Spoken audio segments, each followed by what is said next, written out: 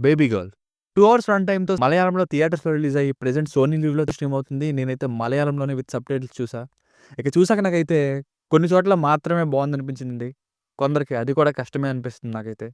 3 things అయితే చాలా clear. ఒకటి, బేబీ గర్ల్‌ని దాచి హాస్పిటల్ నుండి ఎత్తుకెళ్ళిపోవడం అనే కొత్త స్టోరీ బావుంది. రీసెంట్‌గా 'డీఎన్ఏ' అనే మూవీ కూడా ఒకటొచ్చింది. ఈ బేబీ గర్ల్ కంటే ఆ 'డీఎన్ఏనే' బావుంది నాకైతే. సెకండ్‌ది, అసలు నివిన్ పాలి గారు హీరోలానే అనిపించలేదు సినిమాలో. కనీసం అటెండెంట్ రోల్‌లో మెయిన్ లీడ్ ఫీల్ కూడా రాలేదు. ఏదో అతను హీరో అని గుర్తు చేయడం కోసం మధ్య మధ్యలో ఇరికించినట్టుంది. అసలు ఆయనకి పెర్ఫార్మ్ చేయడానికి స్కోపే దొరకలేదనిపించింది. థర్డ్‌ది, ఎక్కువగా సినిమా అంతా కూడా ట్రాఫిక్‌లో పోలీసులు జీపేసుకొని వెతుకుతున్నట్టు, సీసీ కెమెరాస్ ఫుటేజ్ చూసినట్టు, చేసింగ్ ఇలా వీటితోనే నింపేశారు. ఈ 3 విషయాలైతే పక్కా. ఇక కొన్ని చోట్ల మూవీ పర్వాలేదు. సింపుల్‌గా చెప్తే స్టోరీలో మంచి సస్పెన్స్ థ్రిల్లర్ అయ్యే పొటెన్షియల్ ఉన్నా గానీ, ట్రీట్‌మెంట్‌లో లాజిక్స్ కానీ, స్ట్రాంగ్ ఎమోషన్స్ కానీ లేవు.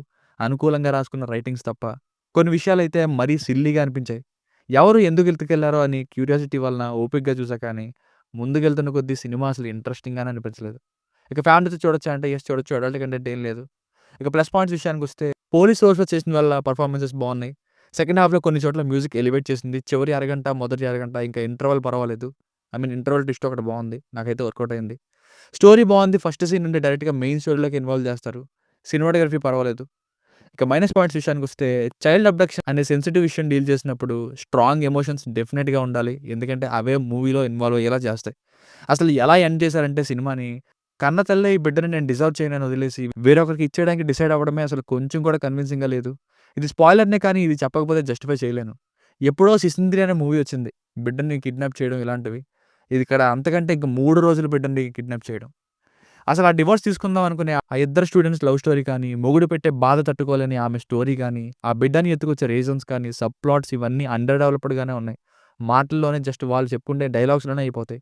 ఇది సరిపోదు అంటూ నెక్స్ట్ ఏం జరుగుతుందని ప్రొసీడింగ్స్ ఇంట్రెస్టింగ్‌గా లేవు. హీరో సరిగ్గా అప్పుడే విండో నుంచి చూడడం, ఇలాంటి ఇంక లాజికల్ థింగ్స్ అనుకూలంగా రాసుకున్నారు. పోలీసులకి ఇంకా వేరే పనేం లేనట్టు చైల్డ్ అబ్డక్షన్ చుట్టూనే సీరియస్‌గా తిరగడం, సింపుల్‌గా స్టేషన్ సీసీ కెమెరాల నుండి తప్పించుకోవడం, ఇలాంటివి చాలా దారుణంగా ఉంటాయి లాజిక్స్. సిల్లీగా ఉన్నాయి చాలా విషయాలు ఒక రోజులోనే ఇదంతా అన్నట్టు. అసలు హీరో రోడ్ సైడ్ ఉండే వాళ్ళ పాపని తీసుకొచ్చేయడం కూడా, కొంచెం కూడా చెక్ చేయకుండా అలా ఎలా తీసుకొచ్చేస్తారో అతన్ని నమ్మి బ్లైండ్‌గా అని డౌటొచ్చింది. కన్విన్సింగ్‌గా లేనే లేదు. థ్రిల్ మెయింటైన్ అయింది కొంతవరకు. ఎప్పుడైతే ఇంక బేబీ దొరికేసిందో సెకండ్ హాఫ్ మధ్యలో, ఇంక మళ్ళీ అసలు సస్పెన్స్ డ్రామా బాగా స్లో మోడ్‌లో రన్ చేసింది. ఇంటర్వల్‌గా ఎవరు తీశారని తెలిసిపోతుంది. సెకండ్ హాఫ్ అంతా ఏం చేయాలో తెలియక పాప దొరికిందా లేదా అని రన్ చేస్తారు. నెక్స్ట్ ఏం జరుగుతుంది అని వెయిట్ చేస్తుంటే ఇంకా అలా లాగ్‌తో తీసుకెళ్లారు. సో, ఫైనల్‌గా మూవీకి వర్డిక్ట్ ఏంటంటే స్ట్రాంగ్ స్టోరీ ఉంది. కానీ ట్రీట్మెంట్ కానీ, క్యారెక్టర్స్ రోల్స్ కానీ, అండర్ డెవలప్డ్ సబ్ ప్లాట్స్ కానీ, లెంథీగా సాగదీస్తూ తీసిన నరేషన్ గానీ, అన్నీ సినిమాని పూర్తి స్థాయిలో సాటిస్ఫాక్షన్ ఇచ్చేలా మార్చలేకపోయాయి. నాకైతే కొన్ని చోట్ల పర్లేదనిపించింది అంతే. Strong potential but week treatment. Rating వచ్చేసి అయితే నా ఒపీనియన్ బిట్వీన్ 2.25 నుండి 2.5 మధ్యలో ఇవ్వచ్చు బై 5కి. సో, మీకు కనుక నా వర్క్ నచ్చినట్లయితే ఇలాంటి మరిన్ని రివ్యూస్ కోసం మన ఛానెల్‌ని తప్పకుండా సబ్స్క్రైబ్ చేసుకోండి. Thank you.